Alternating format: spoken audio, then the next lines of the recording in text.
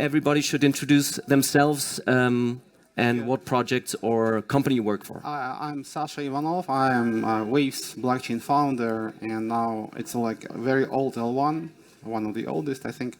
And now we're launching an ecosystem of L2s based on top of our L1. Thank you so much. Igneus? Hi, everyone. My name is Igneus Terrenus. It's a little bit echoey. I'm the public liaison of Mantle. So Mantle is a ecosystem built around the Mantle network layer 2. It's a Ethereum layer 2. It also has a liquid staking protocol that is built on Ethereum layer 1 governed by Mantle. We only launched the liquid staking protocol last month, and now it's already number 5 in the ranking, overtaking Coinbase. I think 2 days ago, Coinbase staked ETH. So very happy to be here. Wonderful, thank you. Hi, I'm Alan Szepieniec. I am architect and co-founder of Neptune. We are big on anonymity and post-quantum security, and we're based in Switzerland and fundraising. Is Neptune a layer 1 or layer 2? Neptune is a layer 1. Wonderful. That's important to know. It is.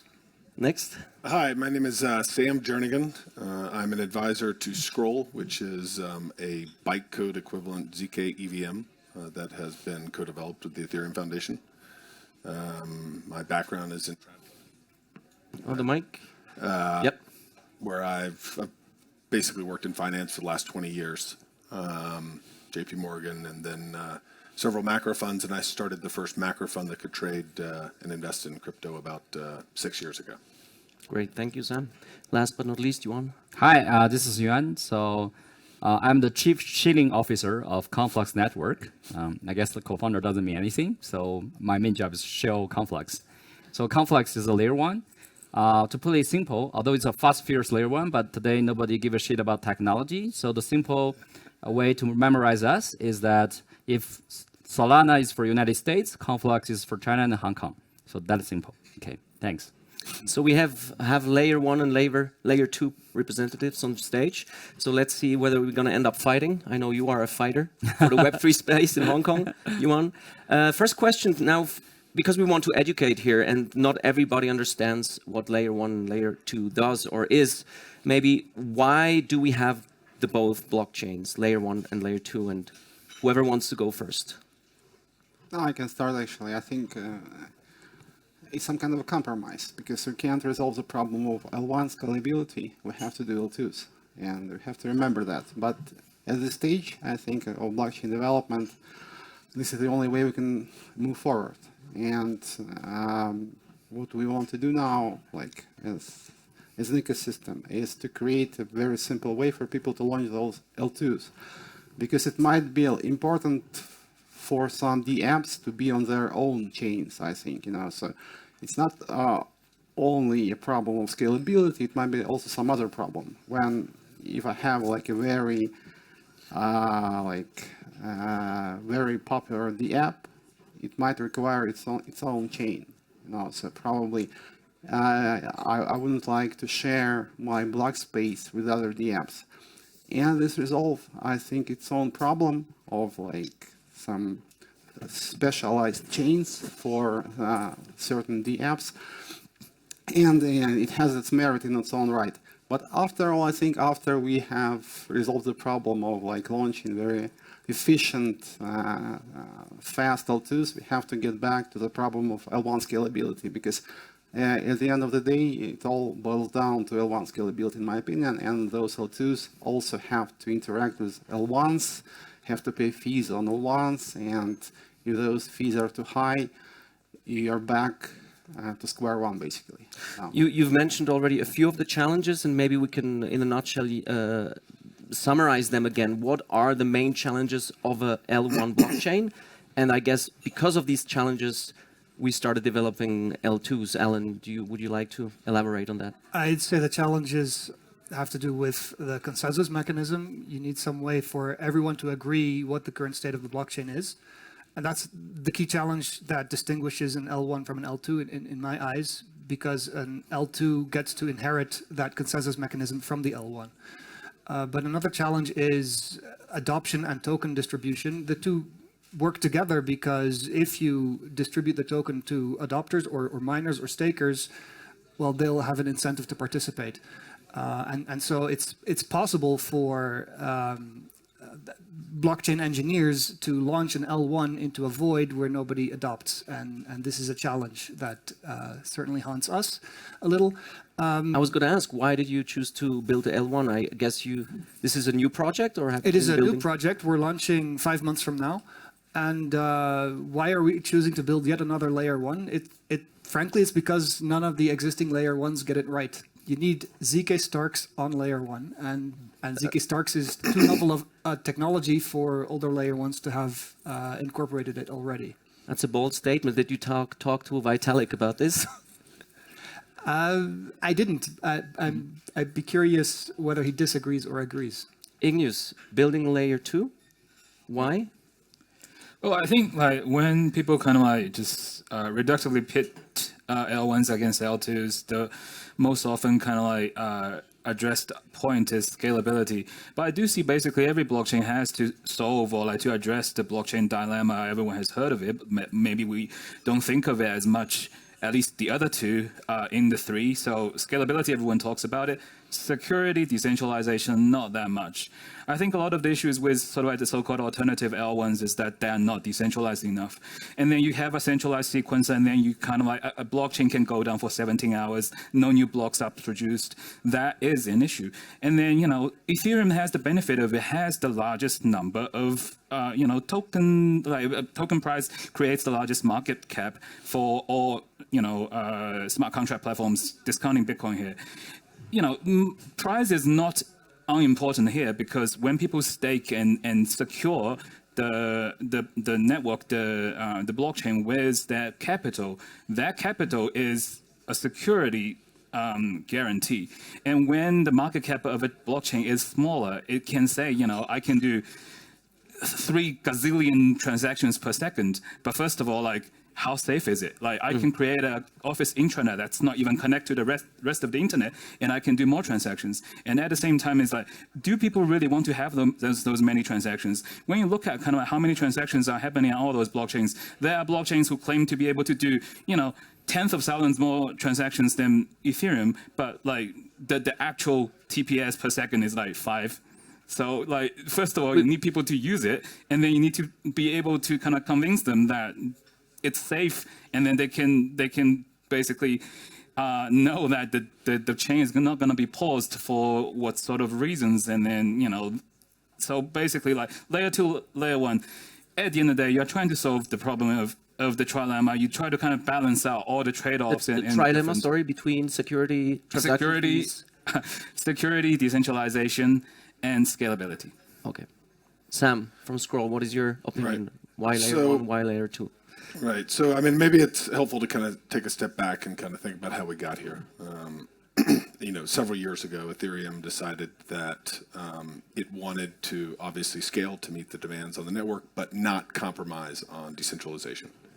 And so the core Ethereum research community focused on scaling data availability.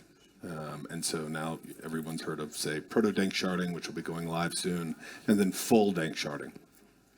And at the same time, they effectively outsourced execution or the scaling of execution to roll-up teams. So most people have heard of Arbitrum and Optimism. These are use a fraud-proof design.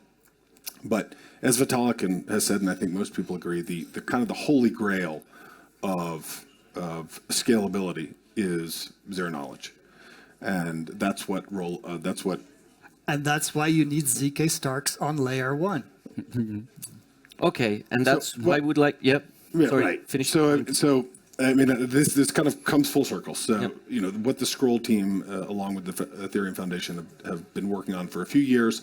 I would say it's the first thing in crypto has ever happened sooner than we thought. Was actually what the Scroll team has delivered in terms of a bytecode equivalent ZK EVM at layer 2, and I think that in the long term, we're going to have, or frankly, even in the short term, we're going to have hardware acceleration that will dramatically increase the amount of execution that can occur at the L2. And I think that it's already part of a new story that in the long term, while right now the term is modular, in the long term, you're going to see probably these L1s and L2s come back together. Much the same way that L1s are likely to be winner take most at the layer 2, particularly because of the network effects of liquidity. Layer 2s are also likely to be, in the long term, winner take most. And so you'll probably end up in a future, or it's possibly end up in a future where Ethereum has massively scaled ZK EVMs that are enshrined back into the L1. Thank you. Before we talk about the end game, I'd like to also talk about some specifics and maybe take that topic at the end. Yuan, layer 1, Conflux, why layer 1, not layer 2? So I'm not a very technical guy. I don't code myself, but I have my own perspective, understanding, why there are so many L1s, why there are already Ethereum layer 1 and those so many layer 2s, right? So sometimes people like to talk about our industry and calling some community members like BTC maxis, Ethereum cult, right? So say, okay, this is some word that relates to religion. So let me study the history of religion a little bit, okay? Religion, we have Christianity, we have Buddhism, we have Confucianism. Okay, Confucianism is not religion, but kind of a way of culturing, right? So like gathering people together.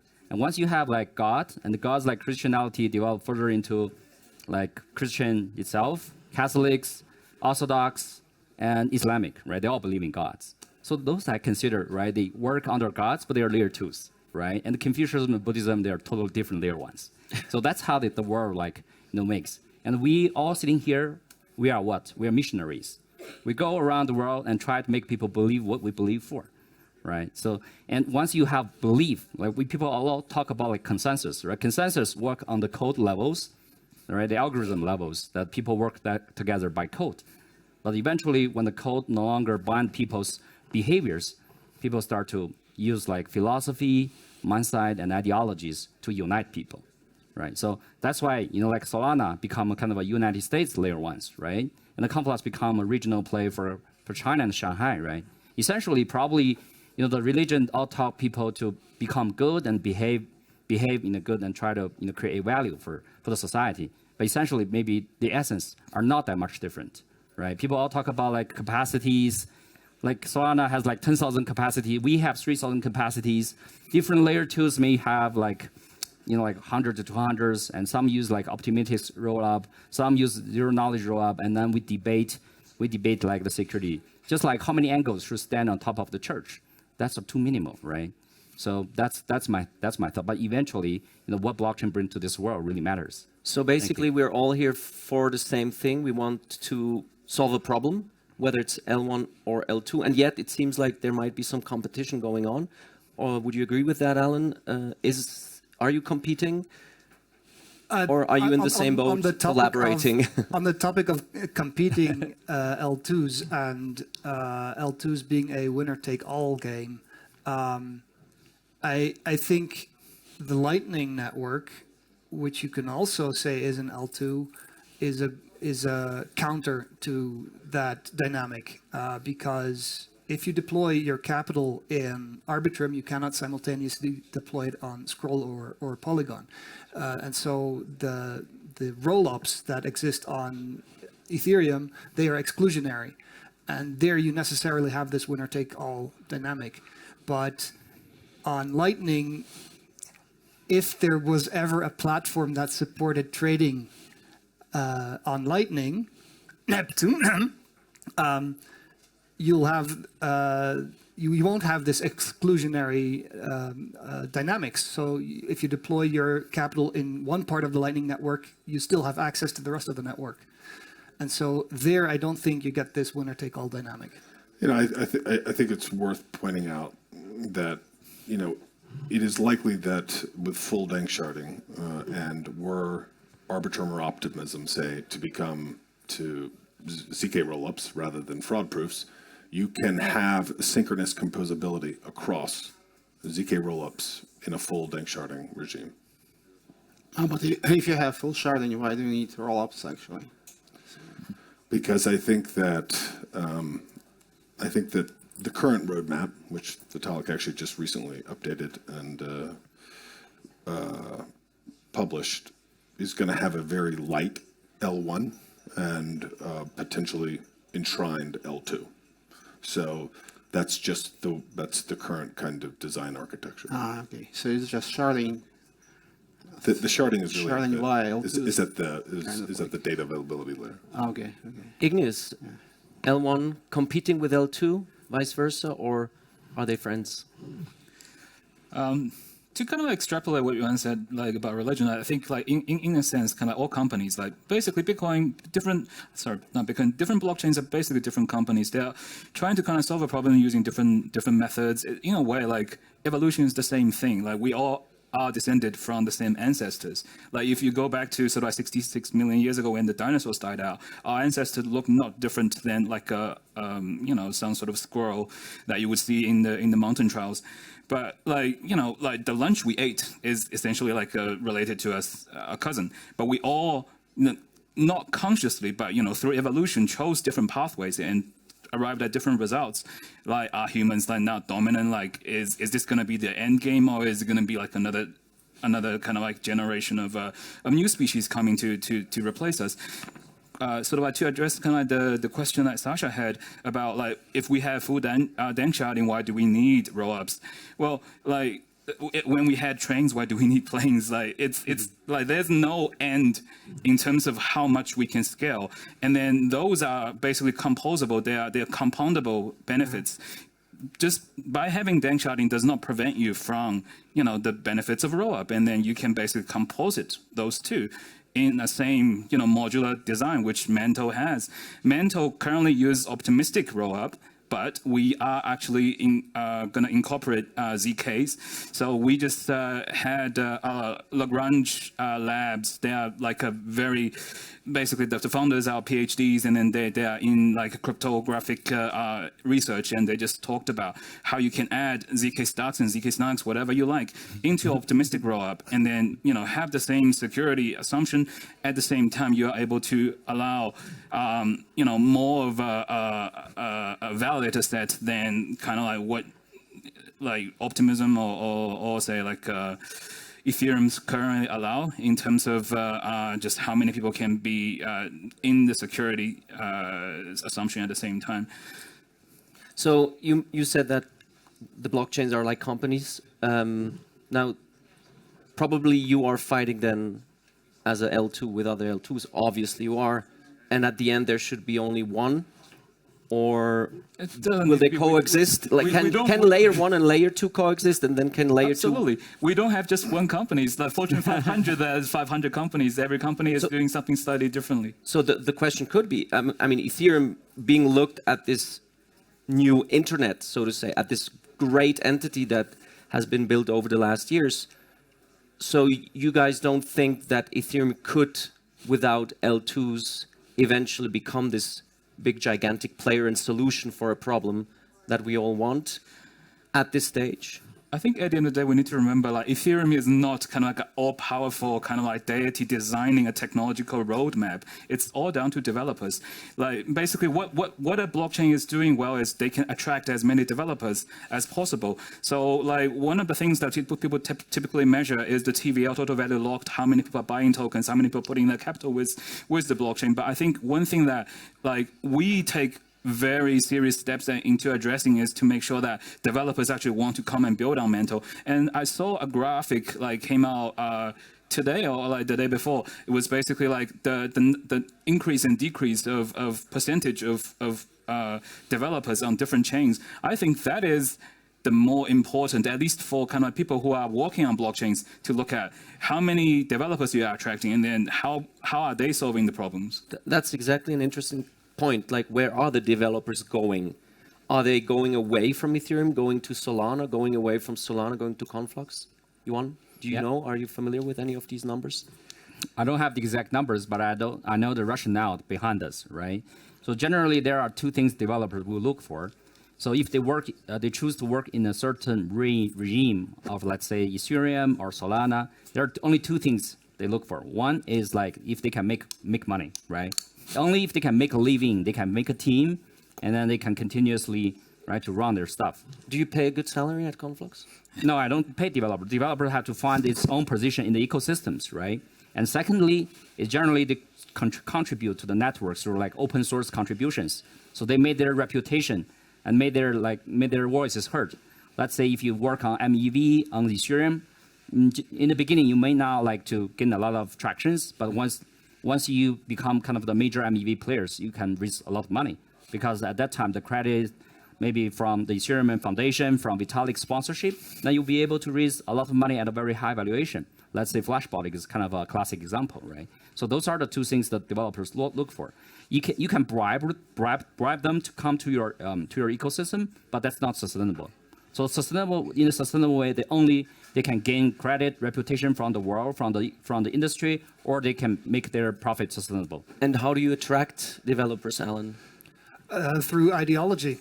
Neptune is making zero compromises on privacy, because the money of the future needs to be private, and we're looking for developers that share this ideological commitment, so much so that for the time being they can volunteer their labor, and they can get paid in tokens and in reputation.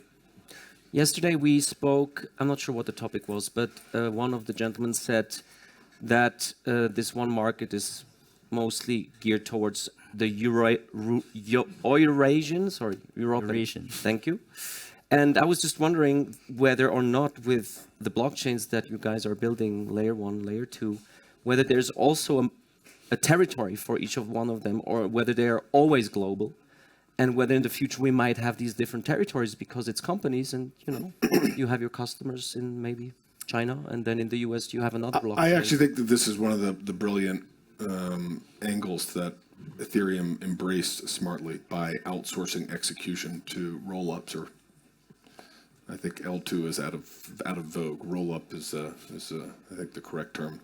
Is that you gave this kind of permission, or the Ethereum community gave this permission for people over the world to go out and say, hey, this is make Ethereum what you want it to be. Mm-hmm.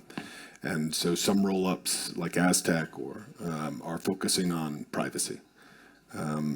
Some projects like Scroll are maximally focused on, an Ethereum aligned, ZK design.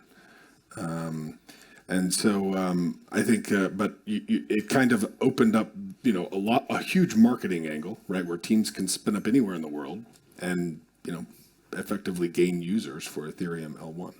So you would say that it's a global.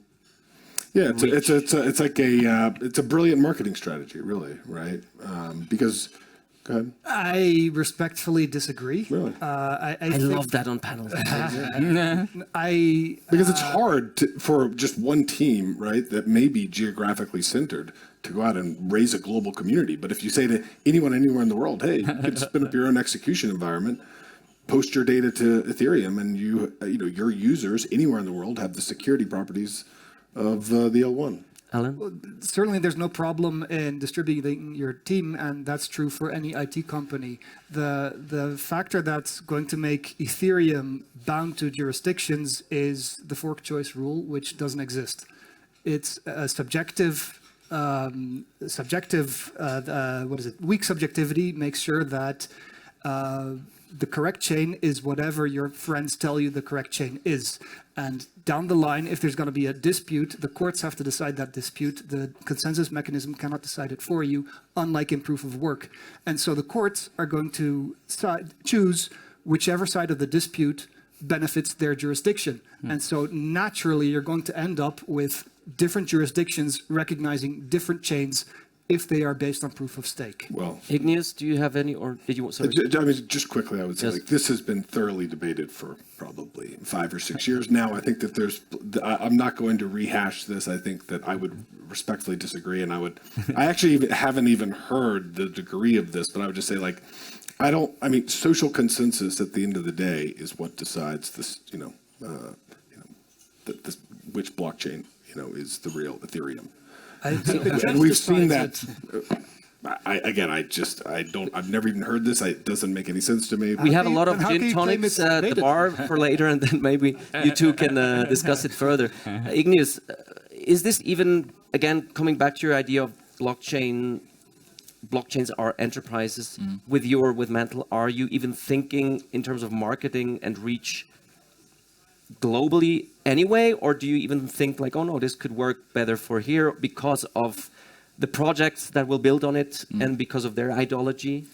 Absolutely. We definitely take a very global approach. Our DevRel team, they're normally based in like New York or some Montreal, but they are like flying around like 26 days of a month, going to all the Ethereum Foundation, like all the ETH events, ETH global events. There was ECC in Paris and Denver and so on and so forth. And I've met team members of Scroll in Singapore, in Warsaw, in Istanbul. Most of the blockchains, especially basically like you have almost like Formula One. You have a rotating circus. You're going to a different city. You're meeting the local developer community there, and there are developers who are sponsored by like a project or by the Ethereum Foundation. They are traveling to those places. Like we sometimes see the same face in Tokyo and Bogota. But like one thing to take a step back is like for blockchain, before it truly reaches like every day you wake up, you are interacting with blockchain like 12 times. I think most of us is currently still kind of a B2B business, or like we are the infrastructure. We are like gas or water. We don't necessarily interact with the end user on a very regular basis, except for like people who are, testing the blockchain or, farming airdrops. But we are working a lot with basically projects, dApps, and we're trying to attract them to build on us. Sometimes it's a native, kind of like first time someone building on Mantle. Sometimes a recent success case is Trader Joe is the most successful DEX on Arbitron, Avalanche, and they're very successful Arbitron as well. They just did a franchise on Mantle called Merchant Mo, and they did a airdrop of token as well when people bridge their Joe tokens to Mantle, and that's very successful. And then even all the centralized exchanges were reaching out to me. They were like, "Can you introduce us to the team so we can list their Mo token?" So I think it really depends on how you say kind of like globalization, or like how global you are. It depends on if you're talking about users, if you're talking about dApps. A lot of times when you're talking about end users, it's actually not much that we can do. It depends on what kind of projects are building on us, and then they get to have kind of like an inflected reach to whoever the audience they may have. Sasha, would you like to add to this? Yeah, topic? maybe I'll take a bit like a contrarian stance, because I think we're facing some kind of trade-off between like multiplying block space and scalability. So there has to be some like fine balance, because we can't multiply block space without working on scalability. Because what we are doing now, we are like multiplying block space. We are creating like more addresses, basically, So and of course the problem remains with scalability, and as you said, basically there might be no end game to this. As far as I understood, that was your idea. So basically, it will last forever. But on the other hand, we can't have too many of those L2s actually, because what we are trying to do now, we are trying to replace what we saw as a solution maybe like 5 years ago, and what Vitalik saw as a solution basically, because he was the guy who came up with sharding idea, I think. So I don't think he really expected all those L2s to emerge. So because I talked to him around 2017, and what he was hoping for was like the network running all on very low-grade laptops, like Raspberry Pis. So that was his like vision for the future. And I think we're not approaching this. So I'm launching L2s myself, and I don't want to, to be like. Well, I think that that the light client is still very important to Ethereum's future. So. Yeah, which is why you need ZK Starks on layer 1. But I'd like to elaborate a bit, actually. Sorry. It's because since ZK Starks allow you to reduce verification work, you can do all the verification works that a full node needs to do on a Raspberry Pi, regardless of the amount of verification work. Probably it resolves the problem of execution, but it doesn't. Who produces the proofs? Well, that's why you need your layer 1 protocol to incentivize people to produce the proofs. Okay. Good. I'd quickly like to go back to Igneus, who mentioned the end consumer. Because I'm sure we have some end consumers here. I'm an end consumer. I used Uniswap, and I experienced congestion, super high fees on Ethereum, where I was like, no, I'm not using it anymore. But then Uniswap has a problem because I'm not using Uniswap, and then suddenly it goes back to the blockchain. So I would argue that it is interconnected, and that you probably do have to think about the end consumer. Yes. Yuan. Yeah, I'd like to add to that. So, I would think of this kind of as like different angles that we've I said like religions first, right? But actually, we are creating cyber religions, cyber nations, right? The cyber nations, they attract their like businessmen, which are developers. They attract their citizens. They are the token holders, right? The token holders interact with the businessmen, which are the developers. Developers open companies, right? So that's like, and then like we have like this product like Trader Joe, he just mentioned, operate franchise in several cyber nations, right? Operate in Avalanche, operate in Arbitrum, and also in Mantle now. So this is how I look at the crypto world, right? So sometimes we talk about like technology, we talk about like security and decentralization, like Snark, like to prove the proofs, right? But what end user care about? Think about like today there are 90 billion USDT issued. Think about like more than half of the USDT are issued on what? On Tron. Is there any good thing that we can talk about the technology of Tron? Nothing. Tron, maybe if the cloud of the Tron nodes shut down and Tron just suspended and it's gone. And then they can resume the cloud and the Tron can going on. But nobody cares. There's like people who use USDT for settlements, for online payments, care about like what technology Tron is using and it's like decentralized and robust? No, right? So that's kind of a, We'll have questions afterwards, Yeah. but please keep it. So that's why I'm saying like now like crypto is becoming kind of a world with different kind of countries. The countries, they have their own positioning. Some of them like emphasize on technology, on legitimacy, right? Like decentralization, security. Some just like put the emphasis on fast and easy usage, right? And stable enough. So that's like. Different people have different pitches. That's what I want as an end consumer. I just want it to be free, fast, easy, boom. Can I make a remark? Of course. Some remarks. It's always good to recall what USDT was launched on initially. Do you remember? It was launched on Bitcoin. Yes. Omni. The color coin, right? So it's like. Yes. I It's not there won't anymore. In make fact, any I remember when they conclusions, shut the- but it's always good to remember that, you know. So Yeah, of course. yes. Yeah. Well, let's maybe talk about something that is at the core of crypto, or this ideology and philosophy behind, which is decentralization. And when we talk about Solana, for instance, people agree, most of the people, that it's not fully decentralized, or it's not. How far is this important, the aspect of decentralization, when you build layer ones and layer twos? Do you bring that into the consideration of when building it? I think the promise of cryptocurrency is to separate money from state. And once the state realizes that they're losing their grip on money, they will respond with countermeasures. And that's where decentralization comes into play. And so, yes, you can have faster transactions and higher TPS with centralized or semi-centralized servers, but those semi-centralized servers won't stand up to state countermeasures. I'd love to hear every one of you on this topic. I've been thinking about this a bit myself.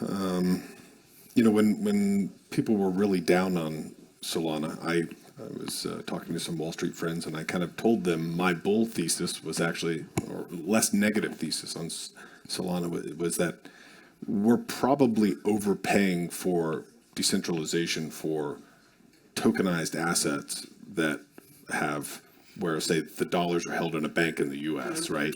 And you've simply issued this this token on a blockchain that can be frozen at any time, specifically USDC or Tether. So your trust assumption is already much lower, right? And so maybe you don't need Ethereum L1 grade security like Solana or Tron is okay. So that was, again, that was kind of what I was pointing out to people when, when FTX was really blowing up and Solana was down a lot. But I think, now that Solana's had a big run up and people aren't, or just have their rose-colored glasses on, I've been thinking, actually on my flight over here, I was thinking about this. I mean, I don't know if it's still the case, but at one point, about 40%, I think, of Solana validators were in a data center in Germany. And to your point about what would happen if they get an OFAC, a sanctions notice, that's a pretty easy one to deliver, right? So I think that actually the pendulum's swung back now, in my mind, where we do need to be asking this tough question. And again, I think Bitcoin and Ethereum, and I think maybe a couple of their L1s are trying to design these systems and scale them without compromising on decentralization such that they remain incredibly neutral, despite jurisdiction. Yuan, do you compromise decentralization with Conflux at all? And if so, why? I'm not super technical, but I know it's not as strong as Nakamoto consensus is, because they allow concurrent blocks to generate at the same time. So basically, fast block generation bring in certain level of risk that people could double attack. It's easier to double attack the what we call tree graph, which is derived based on ghost, right? So Nakamoto consensus is the kind of longest chain, so that's kind of the safest, theory in all the blockchains right now. But other than that, all the blockchains have their compromise in terms of decentralization, but in exchange for efficiency, right? And Vitalik once commented that Bitcoin has this very unique positioning that as a gold, right? Only when maybe electricity and the internet go out at the same time, and that Bitcoin will be wiped out. Otherwise, it will just run even in the kind of a catastrophe like Earth. Flood, all that happened, Bitcoin still remain fine, right? But think about Tron. If the Amazon cloud shut down in a day, and Tron may be gone, right? So you end users, sometimes they look at, okay, how much transaction costs I should incur for a $50 swap, right? But let's say for Bitcoin whales, they are transact money in the millions and billions, right? So they just say, okay, even earthquake happens, even World War III happens, I still want my wealth to remain safe and intact, right? So that's, I feel you get a price for what you use. Did you say $50? I spent 200. Sorry, to get Floki. Yes, Igneus. I've sort of there are two threads of the conversation I want to pick up. I kind of think they're slightly related. One is what level of decentralization do we need, and another is what do users want. Granted, most of the cases, if you're just kind of trading some NFTs that speculation, you probably are not looking for the highest level of security, or a lot of people trying to build so-called Web3 social fi, they try to build. Build social media on Web3, and they were on Instagram you don't own your account, Facebook can take it away. Most times people don't really care, but I think that goes to what kind of timescale are we considering? Because everything starts centralized. Even Bitcoin started with Satoshi Nakamoto. There was one person, or maybe a group of people, but a group of close-knit people. As you build something, and then more and more people adopt, and then if you want to kind of let it just survive you and thrive after you for decades to come, it has to become more decentralized. The framers of the United States Constitution, there were a finite number of people. How does democracy survive long beyond one person's lifespan? It's the same issue. What we're trying to do with blockchain is not necessarily different from any other human endeavor. The best way to ensure your work survives you is to generously share with other people, and then let other people claim ownership over it instead of you just kind of jealously guarding it. That's the biggest problem of a lot of dictators. Is even if they want to step down, they can't step down because there is an entire oligarchical structure underneath them, depending on them staying in power. If they are no longer in power, all these people, are no longer going to have a patron. But like, what do users want? I think, of course, users, if they're kind of like sending like $50 to a friend, they don't want to pay, like $9 transaction fee when Ethereum is really congested. But 200. yeah, but like, so depending on the complexity of a swap of a trade, there's different price ratios. You can see it on Etherscan. But I think what users want more is wealth generation. Like, I think, the biggest utility, like, we don't talk about it as often, but biggest utility, like, the best narrative is that you come here, you make money. And if you make money, you are willing to pay for that. What people are having that sort of like calculus is not necessarily, it's too expensive. The expense doesn't justify the opportunity I'm getting. So, if we're able to create something like Solana has been doing really well lately, we've been watching them, like, all those meme coins and then the price roll up, and then, something with dog with hat just got listed on Binance or something, and then you're going to see another. When you're actually generating wealth for people like that, people are willing to pay for more. So, I think at the end of the day, it's like, what kind of value are we generating for people in asking them to pay for that But much? the value built on blockchains isn't merely just a financial one, right? We are going in the future, hopefully, into other areas of building solutions, healthcare, insurance, etc., built on blockchains. Or we don't know yet. We're not there yet. Not there. But okay. It always starts with speculation. Like in the future, the future utopia, we don't need the state to decide who is right, who is wrong. We don't need a third-party intermediary to call the shots. But let's start with what we have in front of us. But it might end with speculation, don't you think so? But, look, I mean, I think one of the most, it's kind of been exciting being here at the same week you've heard Larry Fink, somebody who's clearly not just interested in Bitcoin, but talking about, mass tokenization of assets. This is something that when I got into the space professionally, it seemed like it was a recurring wish that, we're going to do tokenization this time, and it never really happened. Mm-hmm. I think we have a shot at really seeing some of that realize. And so I think it's a great time for layer twos or roll-ups. And layer ones? Well, I think, look, Ethereum is the only blockchain that has achieved escape velocity, right? So I think Metcalfe defined that as when the revenues from a system exceed the costs of running it. And so I think that, I'm not saying that it's a done deal, but I think it's going to be very difficult for, Bitcoin will always be Bitcoin, but I think it'll be very difficult for a blockchain in the future to rival Ethereum at this point for this kind of the broad smart contract application. Until quantum computers come. I think that it's well within the research team's project list to make sure that Ethereum survives post-quantum. Yeah, they can upgrade the signature scheme, but they can't update the accounts that belong to people who lost their keys. And so tons of Ethereums will be available to whoever builds the quantum computer. And those quantum computer builders need to pay back their investors. Well, I guess that would be the same. The same would be true for Bitcoin as well, right? The same would be true for Bitcoin, but not for Neptune, of course. Not for Neptune. Not for Neptune. We're sitting here in 2024. We're aiming towards a solution in 2030, a mass adoption of crypto, Web3. On all of the panels in the last 4 days, I can't think of one where this topic of regulation wasn't discussed, and I think we should just quickly touch upon that. Let's say even if Gary Gensler, still in power at the SEC, decides that Ethereum is a security, not a commodity, in how far will that or could it affect and have a impact on this blockchain as a mere technological solution? Does it, can it, will it? And where does regulation come into this play of blockchains? Do they need to be in some form regulated, or is it just the private market of building technologies and they do whatever they do? Yuan?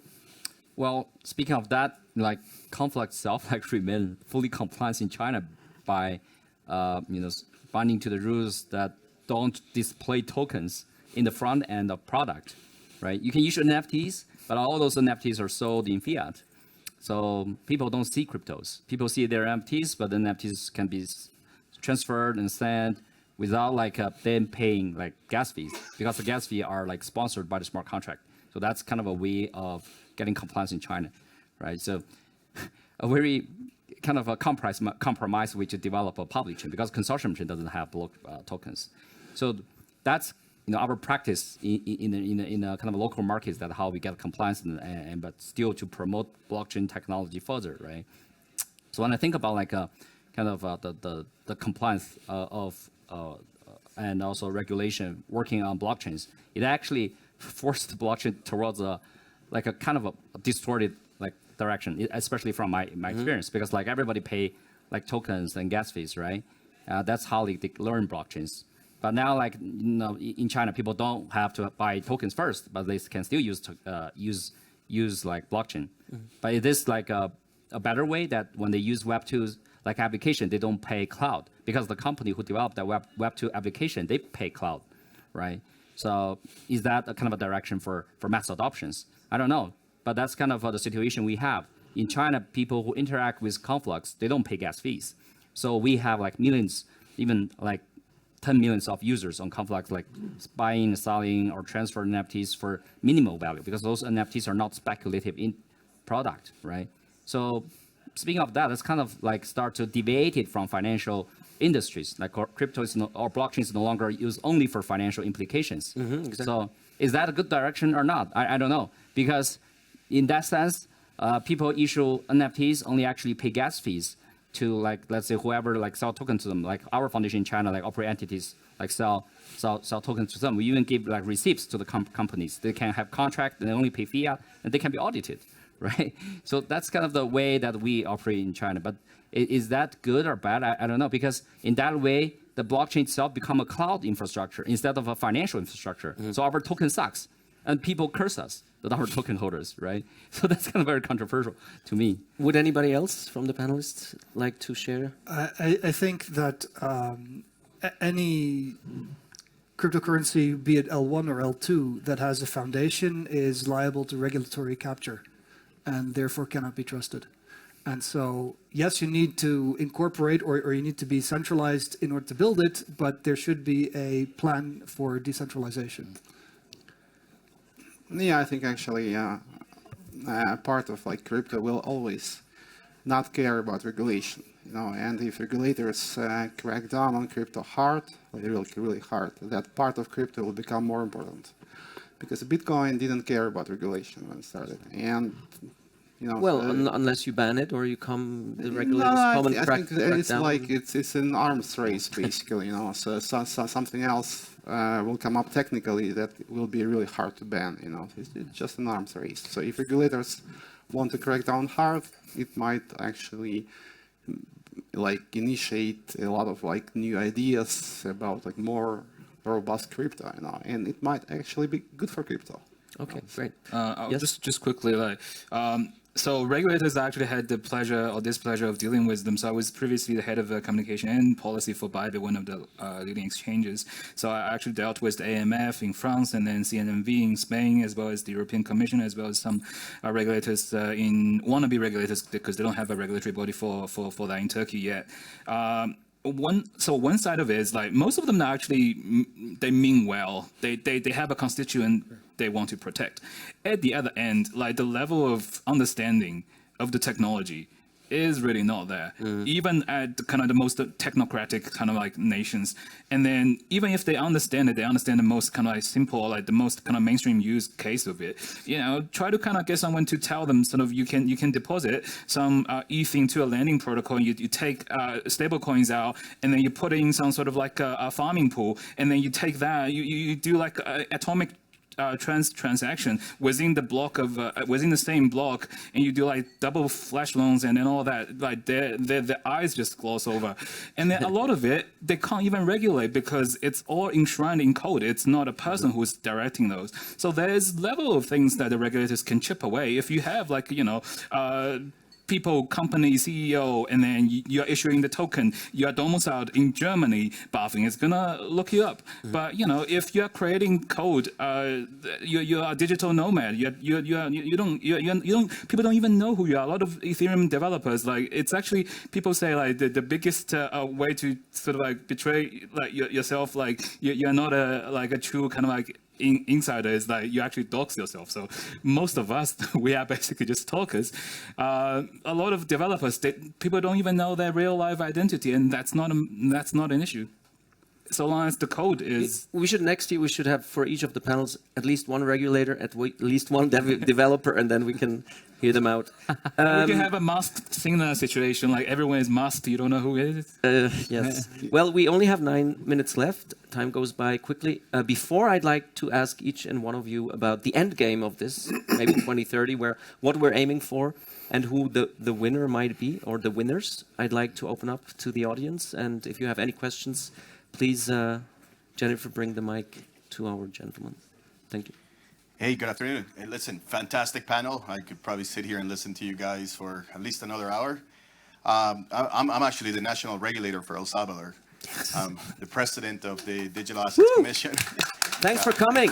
And let me just say, I mean, it's been a fantastic conference. I've loved every minute. I mean, a lot of you have tried to keep me awake till 4 a.m. and I still try to make it at 8 a.m. to listen to the panels. But a couple comments and a question. Comments first. I mean, we're Bitcoin country. El Salvador, we've adopted Bitcoin. We've proven, I mean, the chat before, the panel before was the discussions of centralized digital currencies. And in El Salvador, we're like, it doesn't have to be centralized. We have a centralized currency. We have a digital dollar, but we accept Bitcoin, and you can pay legally anyone in the country with Bitcoin. And every Salvadorian has a Bitcoin wallet that the government has given us. So there's mass adoption. For us in El Salvador, one of the things we realize, and I tell people, and I mean, hey, tomorrow at lunch I'm doing a chat, so I'll explain this more in detail, is that we were baptized through fire. I mean, our visionary president, who's really polarizing figure and has done tremendous things to not just improve our country, but I think worldwide, decided that Bitcoin was going to be our legal currency. And the people that worked on that, I just started in September, did a fantastic job in creating the adoption and also brand protection. So that's why you don't see a lot of Ethereum, a lot of Solana, a lot of layer 2s, layer 1s, other than Bitcoin in El Salvador. And it's going to remain like that. So going back to what my question would be for you guys and something. And Rob, thank you for stepping in. You're a fantastic moderator. Thank you. I think we should have him for other sessions. Great job. But it's like, what is the end game? Like, what? Okay, so you're talking right now ground level, and this is, we're projecting of doing this. So, for the Ethereum Foundation, what happens if the SEC definitely says, look, it's a security? How does that affect everyone that's building on Ethereum? Secondly, I had a chat with Yuan from Conflux, which I love what they're doing, is how far from now are we going to have to wait till 2030 till you guys actually have something that we can adopt that creates value to our nation, or a product that we can say, look, this is in El Salvador and it's providing good for the whole world? So how far away are we from theory of development, CK rollups and everything, to actually coming up with a product that can actually add value? Kind of like Bitcoin it actually serves its purpose, which is or fiat now, or well, not fiat, but our means of our national currency is Bitcoin. So how far are we till we see something from you guys that actually is a finished product or creates value? Well, I would just quickly say the SEC is not going to declare Ethereum security.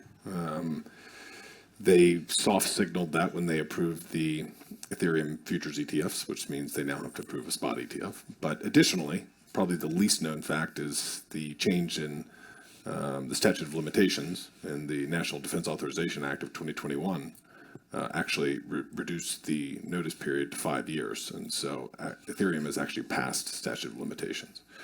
But more specifically, and to the second part of your question, I think the moment is now. I mean, Ethereum generates whatever, 200 million a month in revenue. from people transacting. And in large part, I think the killer app of crypto we've decided is moving value, moving money in stablecoins. There's a massive global demand for people that want to be able to store value in a stable way, and I think that's why stablecoins, met product market fit in the last bull market, and they haven't gone away. And so, I would actually say that the moment is now. Scroll recently went live, and there's an aggressive roadmap for advancing, building on the initial product. So yeah, I think it's, I've doubled down in this space exactly for that reason, because I think we're hitting that critical moment. Agree with everything that is said. Also, just to add, SEC just like on itself, like it declares something, a security doesn't have legal weight. It can allege something, and then it needs to go into the court. It needs to go into the legislators, and then if you have seen the court system and the legislature in the U.S., they can't agree on anything. So there are now single voter issues who only care about crypto, and then the representatives of those people, they will protect those. So you can never break the gridlock, and that is that. Of course, Ethereum is not going to be declared by SEC as a security. Just to talk about products that are useful now. I think there's a lot of products that are useful now. It may not be useful for all people. There are people who are actually making a very comfortable living just by airdrop farming. You can I didn't even try that hard. I made 5 figures on Arbitrum. Just make a couple of transactions, and then one thing that I really admire what President Bukele did. He was able to cut through a lot of negativity, a lot of displeasure of certain people, and then got locked down. I live in Singapore. In a way, Lee Kuan Yew did a lot of similar things. When you look back, when he did it, it was not very popular as well. But in the end, you can say, the end result speaks for itself. But at the same time, I also believe in a plurality of choices. You can offer this top-down, but also there are people who maybe are several steps ahead, or maybe there are people who like to try things. Airdrop farmers, for example, or people who are staking on Ethereum and then earning yield, all that. I think you should give people the ability, or just live and let live. Of course, there are things are gonna be good for the people. You will try to push through even against pushbacks. But there also is a ways. If people want to try different things, let them try different things. So long as they don't blame you, they bear their own responsibility. Igneus, can you show me airdrop farming afterwards? Okay, I hope that answers your question. If not fully, then partially. Maybe one more question or two in the room regarding layer 1, layer 2 blockchains and the future of them. Anybody? Maybe one? Yes. Great panel, guys. Thanks. You just talked about the revenue of layer 1s. What the revenue of layer 2s? They all pay fees in Ethereum, right? So Mantle actually use MNT as gas fee, but yeah. So scroll gas fees are paid in ETH.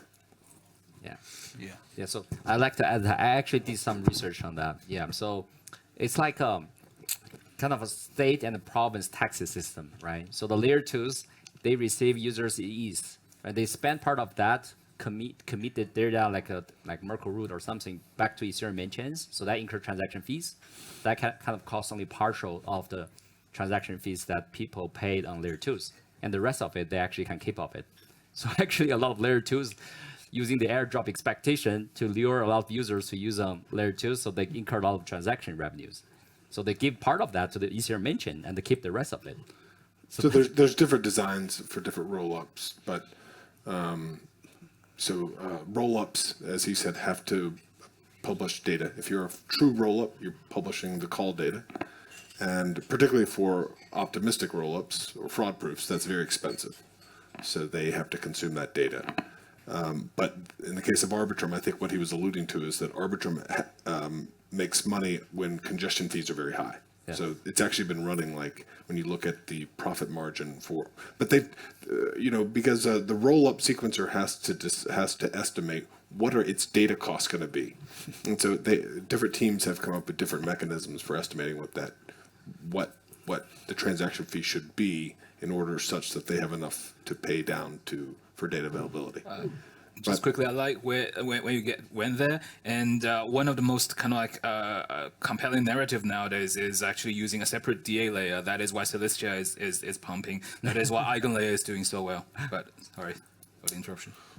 Okay, I hope this answers your question a little. One more. Do you see any changes in this revenue model in the future for layer 2s? I think for rollups that want to have maximum Ethereum security, they will continue to pay data fees to the Ethereum L1. We're going to get some optimization of that with proto-dank sharding, and then that can be upped another 4 times. And then for applications that maybe don't need the full security of the Ethereum L1 data availability, they can use something like EigenDA, which is an Ethereum-aligned data availability solution that where the value reaccrues back into ETH rather than to another token like TF. But there is also a question, who is making that money, one sequencer or there is some decentralization of this, So there is a question of like who's making that money, one sequencer or there is some decentralization, because the setup when you have one sequencer is pretty centralized, Yes. It's nice for the sequencer, but I'm not close enough to the Arbitrum community, for example, to say exactly how. I think it goes back into Arbitrum treasury, but to be honest, I don't know. It's not close enough. We can discuss this. I know their sequencer makes about 3 million a day. Okay. Arbitrum? Yeah. Wow. Really? That's a lot. really? Yeah. So all the MEV values, right? Rather than the fees incurred. Yeah. Also, just kind of like you can bribe the sequencer to get your transactions included in this block. Is this a person or a company making 3 million a day? Sequencer is basically run by Arbitrum. They currently have a It's centralized. Otherwise, I would love to meet him or her. We have one more question because you wanted to ask a question, and we have 3 more minutes. That's fine. Maybe last question, yes? When we were by the, they can make 30 million a day. So it was hinted at that you don't need centralization, so you don't need decentralization to reach market caps of in the millions or even in the billions, as we've seen with Tron. But I think the vision of blockchain, or at least the original vision, is not to make people money, right? It is, as Alan said, to separate money and state. And in order to get to that level, we are not talking about the $1 billion market, we're talking about the $1 trillion market. What does a blockchain need? Either layer 1 or level 2, layer 2, to reach a $1 trillion market cap. ZK Starks on layer 1. Yes. Actually, can I reply? I think, so we're discussing decentralization of money exclusively. I think to go beyond 1 trillion, we need to discuss something else. Not only decentralization of money, but decentralization of some other things. And then we will go beyond 1 trillion. That's a whole other panel. But Yuan? Yeah. So I'd like to kind of mathematically to think about it. So for the valuation on top of a blockchain, including the token itself, should have a kind of a ratio compared to its security cost, right? Let's say the security cost probably like $1 a year. It can probably maintain a $10 market cap on top of it. Maybe this is just like a simple math. So right, if it's only like say 0.001 to maintain kind of $100,000, eventually it's gonna hacked, right? It doesn't matter how good is the algorithm, how good is your code, right? Because it can break at the hardware levels. So it has to be a ratio. So if there's a $1 trillion kind of a market cap on top of a certain blockchain, the security cost to maintain that blockchain has to run up, like consistently. It doesn't matter what the code is. Yeah. So that's why like kind of blockchain people blame that for like electricity cost. And a way to gauge that would be to see how expensive is it to mine, to perform all the Bitcoin mining that's happening. Yes, that's right. But I mean like bandwidth, like hardware improvements may mitigate that, but still, like a lot of blockchains will fork the kind of the designs to make them like kind of a competitive. But still, there's a certain ratio that you have to maintain, right? If you're only paying like several $1,000s for Amazon Cloud to maintain like like billions of dollars, eventually gonna break. Yeah. Okay. Okay. Yes, of course. One last question, but that's the last question. Yeah, just use the microphone, please. Yeah, you guys briefly touched upon the latency and finality. Just curious about your more elaborate thoughts on where is the right balance between, going for the finality versus decentralization. We see optimistic finality from Solana with all the pros and cons, but just curious about your thoughts on that balance, finality versus decentralization choices. Anybody? Quickly. I guess my first reaction is to dunk on proof of stake once again, because if you gain 51% once, you can rewrite history back indefinitely far, and so from that point of view, you don't get any finality against 51% attacks, whereas in proof of work, if you gain 51% once, the network can actually naturally recover, and so money that you had before the 51% attack, you still have after the 51% attack, which is not true on proof of stake. And I think that's a question that you need to always just approach with humility. Like when people say, oh, we have our 5-year, 10-year roadmap drawn out, then I kind of like have very little, not to say very little respect, basically. I just don't think that the message is that great. We should always be fine-tuning kind of like the ratio, or like, the compromise, the equilibrium based on the facts on the ground. And only when you do that, it's like, I always like to come back to Formula One. You go to a different circuit, you go to a different city, you have different wind conditions, you have different temperature, you have different tire temperature situation. You need to always make sure that it fits the current moment well. So as of now, all of us are from different blockchains. We all have made different calculations. But one thing that we have always committed to do is that we are always reflecting and we are always reviewing our choices on a regular basis to ensure that, the compromises, the trade-off we are making is delivering the greatest benefits for users. Yeah, basically, maybe I can add just like one remark. Networks with instant finality will always be less decentralized. There's always this trade-off, and if you want to be properly decentralized, you have to give up on instant finality, I think. Okay, great. Thank you so much. I'd like to now finish the panel by asking each one of you about a roadmap. Nevertheless, 2030, layer 1 or layer 2, or a marriage of both? Yuan, let's start with you. I would say it's just like what the world is constituted of. Many countries, many cyber countries.